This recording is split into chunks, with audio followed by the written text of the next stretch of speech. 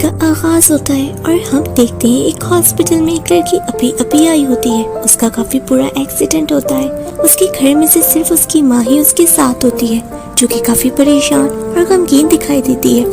उसकी कंडीशन काफी क्रिटिकल होती है। डॉक्टर्स फॉरेन मेलोग्राफी एंड एक्सरे करवाती हैं, जिसके बाद उसकी एक छोटी सी सर्जरी भी होती है और फिर उसको रूम में ट्रांसफर कर देते हैं।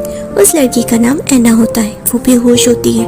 उसकी माँ उसे इस हाल में देख बहुत रोती है और हम देखते हैं एना एक ख्वाब देखती है। वो अपने आप को एक कार में देखती है बैक साइड पर, और आगे कोई और कार चला रहा होता है। स्पीड बहुत तेज होती है और कार का बैलेंस आउट हो जाता है, जिसकी वजह से उसकी कार का बहुत बुरा एक्सीडेंट होता है। और अचानक वो अपना सर पकड़ती हुई अपनी आंखें खोलती है। जब उसकी माँ उसे होश में पाती है तो वो मुतमईन होकर अंदर आ जाती है, पर एना अपना सर पकड़कर रोती है। उसकी माँ फौरन डॉक्टर को बुलाती है और डॉक्टर उसे चेक करते हैं। वो कहते हैं क्रॉनिक पेन है, नर्स फॉर इंजेक्शन लाओ और इस पेशेंट को लगाओ, इससे पहले कि ये क्रॉनिक पेन अपनी शिद्दत इख्तियार करे। वैसे भी इस पेशेंट को अभी एक और सच्चाई से रूबरू होना है। नर्स ऐसा ही करती है और इस इंजेक्शन से एना काफी रिलीफ महसूस करती है और सो जाती है। वहीं उसकी माँ डॉक्टर से पूछती है कि आपने ऐसा क्यों कहा कि एक और सच्चाई से रूबरू होना है, आखिर एना को हुआ क्या है? वो ठीक तो है ना डॉक्टर? तो डॉक्टर बताते हैं एना का एक्सीडेंट बहुत बुरा हुआ था, जिससे उसकी जान तो बच गई, मगर बहुत कुछ वो खो चुकी है। इस एक्सीडेंट से उसका नर्वस सिस्टम वीक हो गया है, जो ब्रेन नर्व से कनेक्टेड होते हुए स्पाइनल कॉर्ड को डैमेज कर चुका है, जिसकी वजह से एना को पैराप्लेजिया हो गया है। आसान अल्फाजों में कहा जाए तो उसकी कमर से लेकर नीचे तक का हिस्सा पैरालाइज हो चुका है और अब वो चल नहीं सकती। बट हाँ, हमें उसे एग्जामिन करना होगा। क्या अभी भी कोई होप बाकी है? कोई हरकत, कुछ महसूस होना, ये सब देखना होगा। अगर एना खुद हिम्मत करेगी तो वो खुद जरूर चल पाएगी, लेकिन ये इतना भी आसान नहीं। इस कंडीशन से ब्रेन काफी मुतासिर हुआ है, जिससे उसका मूड कभी भी बदल सकता है और वो डिप्रेस भी हो सकती है। इसीलिए पहले एना को एग्जामिन करते हैं। आप परेशान ना हो, सब ठीक हो जाएगा। कोशिश करें कि वो डिप्रेस ना हो। होप नहीं तो इलाज नहीं।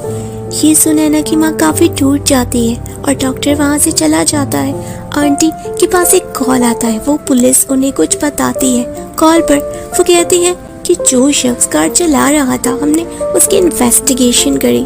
आपने जो एड्रेस दिया था वो तो फेक निकला। वो इस वक्त कहाँ है ये हमें नहीं पता। हमने अपनी तरफ से पूरी कोशिश करी, बट वो लापता है। अगर कुछ महीनों में वो हमें ना मिला तो हमें केस क्लोज करना पड़ेगा, बट हम पूरी कोशिश करेंगे। आंटी काफी उदास हो जाती है और वो रोते हुए कहती है कि हमें उस पर यकीन करना ही नहीं चाहिए था।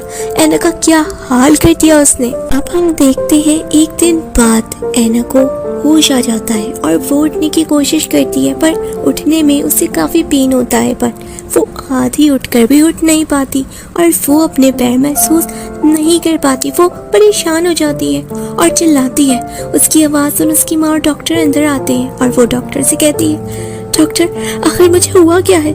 मेरे पैर और मेरी कमर मेरा साथ क्यों नहीं दे रहे? मुझे बहुत डर लग रहा है। मेरे ही जिस्म के हिस्से होकर मेरी बात अनसुना क्यों कर रहे हैं डॉक्टर? डॉक्टर कहते हैं रिलैक्स, मैं चेक करता हूँ। एना की माँ उसे हौसला देती है और डॉक्टर उसके पैरों पर मारता है, उसे टिकल भी करता है, मगर बहुत ही उदास लहजे में कहता है जिसका डर था वही हुआ। होप का होना बहुत जरूरी था, बट इस कंडीशन में कुछ नहीं कह सकते कि पेशेंट कब ठीक हो।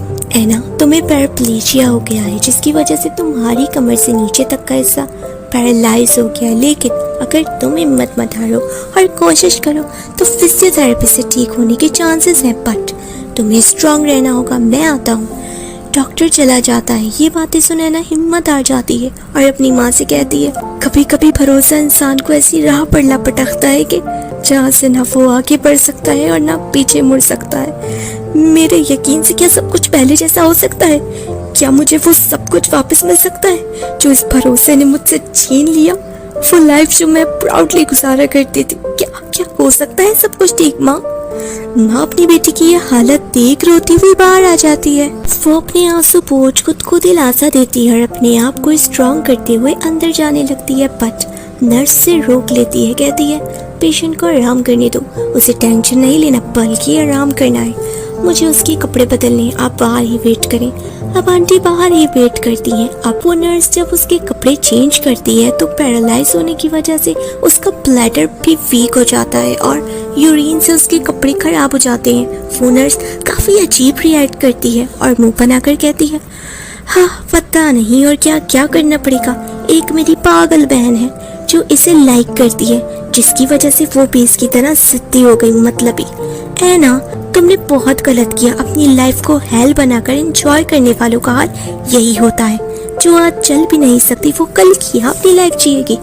तुम्हारी ये सजा अब शुरू हुई है। वो उसके कपड़े बदलकर वहाँ से चली जाती है। ऐना ये बात सुनकर काफी उदास हो जाती है। उसे अपनी पुरानी लाइफ याद आती है। वो कहती है, हर कोई साथ है पर कोई साथ क्यों नहीं दे रहा। कहने को अपने बहुत है पर कोई मुखलिस बनकर वफा क्यों नहीं निभा रहा। क्या मैं वाकई इतनी बुरी हूँ? ये मेरी सजा है।